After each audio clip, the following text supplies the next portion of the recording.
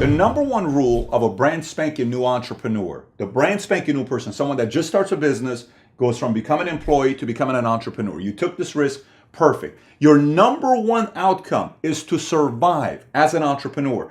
There's a reason why the graveyard of entrepreneurs is so jam-packed with billions of people that didn't make it, because of what we're going to talk about here today. So remember, your number one outcome of an entrepreneur is survival. Everyone knows you have a shot clock. As an entrepreneur, everyone has a shot clock. What this shot clock is, your resources, how much money you have in the bank. If you got $60,000, that's going to help you last 10 months of expenses, 9 months of expenses, 6 months of expenses. It depends on how much money you have here, and that's your shot clock. Just like in basketball, there's 24 seconds. Football is 35 seconds. You also have this. If you don't use the time that you have diligently to make your business survive, you will be out of business, going back to getting a job because you didn't use this time the proper way. So let's talk about that. A lot of times when somebody goes from becoming an employee to entrepreneur, there's two things that everybody must focus on as an entrepreneur, okay? One is front end. It's very simple. The other one is back end. So now front end is customers, getting customers. Back end could be systems, support, etc., etc. You know, and a lot of times people come through and they say, I'm going to try to find a way to become more efficient on the back end. I'm going to try to make it more efficient, but I'm going to find ways to make it better. My systems are going to be better than somebody else, thinking that's the reason why they're going to survive as an entrepreneur, so they can graduate that survival mode, but they don't realize efficiency, it's irrelevant when you're a rookie entrepreneur. It really doesn't matter. You can do whatever you can to try to find shortcuts. It doesn't matter. Think about it this way. I have a 3.5-year-old and I have a 2-year-old son, 2 boys. What's the first thing a coach teaches a kid when they go to a basketball practice? What's the first thing? How to shoot. What's the first thing you learn when you're playing t-ball? How to hit. What's the first thing you learn when you want to go play soccer? How to kick. All those 3 things I said, are they front end or back end? It's all front end. Then you learn the system. Then you learn what a screen is. Then you learn how to pick up the guy that's trying to steal second base. Then you'll learn how to hit, go out there and catch the ball. Then you'll learn all that stuff. But the first thing is front end, okay? Front end is what makes you graduate the survival mode. The sooner you can graduate the survival mode, the sooner you can scale your business. Okay, so let's talk about what it is to focus on front end. On the front end, you really have 2 customers that you're worried about. One are potential customers, okay? One are existing customers, okay? Potential customers are people that you keep adding to your list of names. List of names of people that could buy, list of names of people that you want to sit with. You want your list to constantly be growing. 50 names, 100 names, 200 names, 300 names, 1,000 names, 10,000 names, it doesn't matter.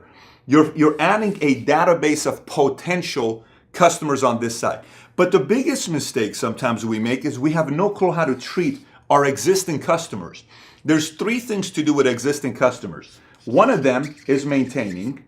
Second one is getting referrals from them. Third one is upselling. Very simple, okay? Amazon upsells us all the time. eBay upsells us all the time. Groupon upsells us all the time.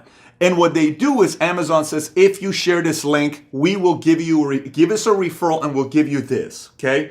Affiliate program. eBay, if you do this, we'll give you this. If you share this bank account and have somebody open it, we'll give you $25. Equinox Gym. If you get somebody open up a membership, we'll give you 1 month free. This is all learning how to get referrals from existing customers. I've been using the same recycling services for 6 years now. Okay, we pay them a lot of money every year. And it's a very big company. I went and spoke. They invited me to talk to their executives in California. It was a regional event. And I spoke to their event and I said, listen, what percentage of your customers are customers you're maintaining? And what percentage of your customers are customers that you're getting new? They said 90-10. I said, that's your problem. 90% they're just trying to maintain. Then I asked a follow-up question because this was my experience. I said, how often do you take your existing and find ways to get referrals and upsell them? Pause. There was silence. You know how I know that?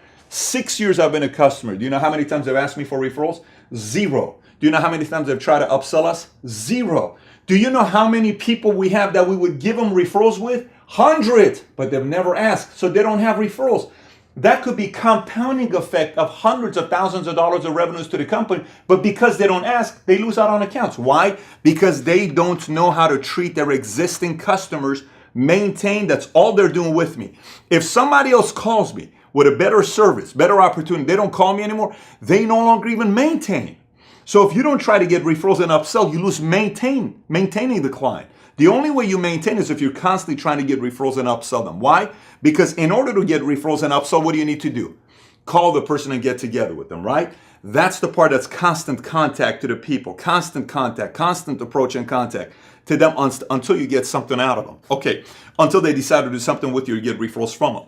When you look at this, if you as the entrepreneur, whatever you do, real estate, insurance sales, pharmaceutical sales, software, it doesn't matter. You got to focus on front end. There is no business that without front end customers survives. Everybody has some sort of a subscribership, some sort of a user base. Facebook has users, Instagram has users. Amazon has, how many Prime users do I have? eBay has how many people are selling, how many people are buying. Everything has about a user base, right? So this is what makes Amazon have the best quarter they've ever had in their history, their company, and stock goes up 10%. This is the reason. Meanwhile, they're trying to find ways to become more efficient here. They're trying to find ways to make it faster. They're trying to find ways how to deliver in 24 hours. Right now, they're trying to get droids. I don't know if you've seen the new Amazon drones, where they want to deliver the package to you on a drone and drop it off. If you haven't seen it, it's pretty intense what they're trying to do. They're working with the government and shipping companies to actually be able to be approved to deliver packages to you on a drone and drop it off in front of your house. Pretty amazing what they're trying to do. But they didn't do that 20 years ago when they first came out. They focused here. This allowed them to do this. If you don't do this, you will not survive. You'll go back to getting a job, and eventually you run out of money, and you're going to wonder and say, this entrepreneurship is not for me. So what is your goal? If your business and living expenses are $8,000 a month, you need to get to $10,000 plus a month. Now you got $2,000 plus that you're making, and then guess what you have the choice to do? The more you increase this, the more you can invest that here to have somebody help you become more efficient here. If you get to this part and you start profiting, and then you try to take the time to do this yourself, this goes back down to $6,000, $4,000, $2,000. Again, you run out of money, you're going back to job, you run out of business, right? So regardless, whatever you ever do, you have to always be focused on this. Let me show you the last thing here.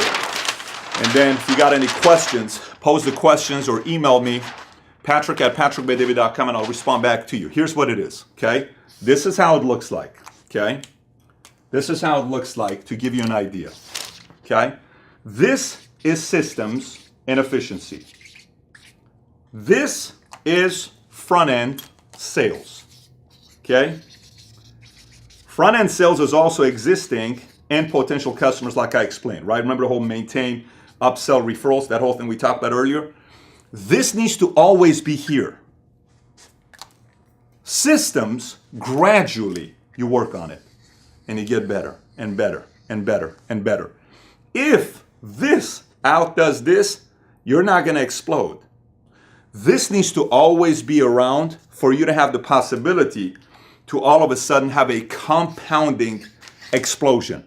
But if you don't maintain this and work this constantly, you're out of business. And then you'll be buried at the cemetery with billions of entrepreneurs who also didn't make it because they spend way too much time focused on shortcuts, efficiency. I can do a better way. I can do this. I can do that. Instead of focusing on this side. And somebody who's doing this eventually passes this person up. Very simple. Borders here, Amazon here. Very simple. Okay? Starbucks here, Dunkin' Donuts here. I can give you plenty of examples of what happens with businesses who focus here versus focusing here. That's my message to you as an entrepreneur. If you have any questions about this, post the questions on the bottom, on the comment sections. And if you haven't subscribed to this channel, be sure to do so. Thanks for watching.